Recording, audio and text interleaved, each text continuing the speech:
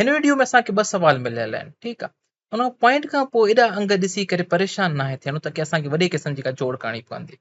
असांखे सवाल पुछे छा थो, सो इहो नथो पुछे कि 8.37 जोड़ 4.926 छाजे बराबरि थींदो। असांखे एग्ज़ैक्ट आंसर न खपे।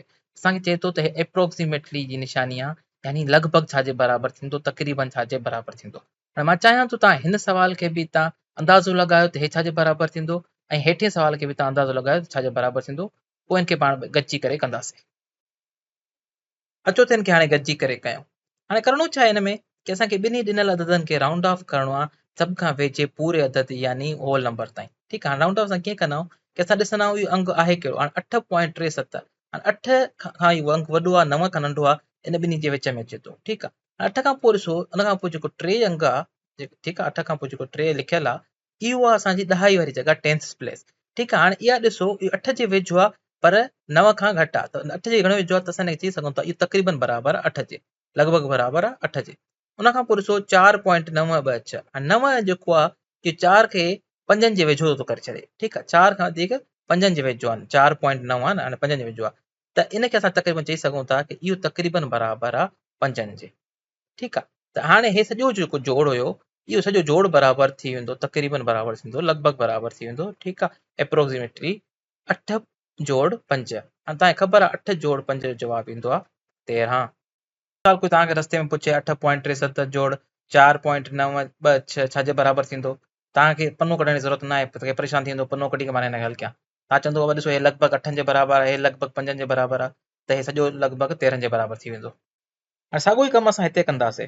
हाणे तव्हां हिते ॾिसंदव कि हे 0.7 ऐं उन सां गॾु 0.47। ठीकु आहे। हाणे तव्हां चई सघो था कि अब हे 0.7 0 ऐं 1 जे विच में आहे, त मां हिनखे 1 जे तक़रीबन बराबरि कयां, ऐं हे 0.4 0 ऐं 1 जे विच में आहे पर 0 जे क़रीब आहे, त मां हिनखे 0 जे तक़रीबन लॻभॻि बराबरि कयां, त 1 जोड़ 0 असांजो 1 जवाबु ईंदो।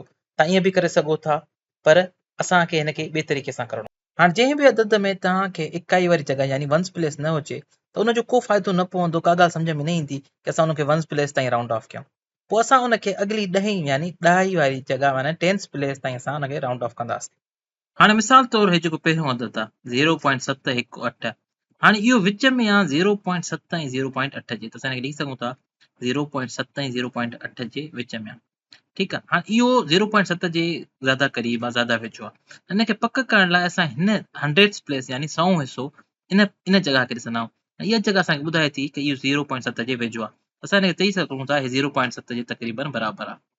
साॻियो ई कमु हिन ॿिए अदद लाइ कंदासीं। उन लाइ बि असां 100th प्लेस यानी 100 हिसे वारी जॻह खे ॾिसंदासीं। ठीकु आहे। हाणे असांखे ख़बर आहे त हे जेको अदद आहे इहो 0.4 माना हेठे पासे खां ऐं मथे पासे खां 0.5 जे विच में अचे थो। ठीकु आहे। हाणे जेका 100th प्लेस आहे 7, इहो ॿुधाए थी त इहो 0.5 जे ज़्यादा वेझो आहे, त असां हिनखे लॻभॻि या तक़रीबन बराबरि करे सघूं था 0.5 जे। हाणे पहिरियों अदद आहे 0.7 जे तक़रीबन बराबरि, जेको ॿियों अदद आहे असां तक़रीबन 0.5 जे बराबरि आयो। त असांखे हाणे जोड़ मालूम करण लाइ असां चऊं था 0.7 जोड़ 0.5 छाजे बराबरि ईंदो। असां हिनखे हीअं चई सघूं था कि 7 हिसा 10 मां, माना 10 हिसो असां काउंट कंदा आहियूं, 10 वारी जॻह 7 हिसा 10 मां ऐं 5 हिसा 10 मां, त थी वेंदा 12 हिसा। त 12 हिसनि खे असां हिकु सॼो ऐं 2 हिसा या 1.2, या हिनखे हीअं चऊं कि 7 जोड़ 5 थी वेंदा 12, त 0.7 जोड़ 0.5 थी वेंदा 1.2।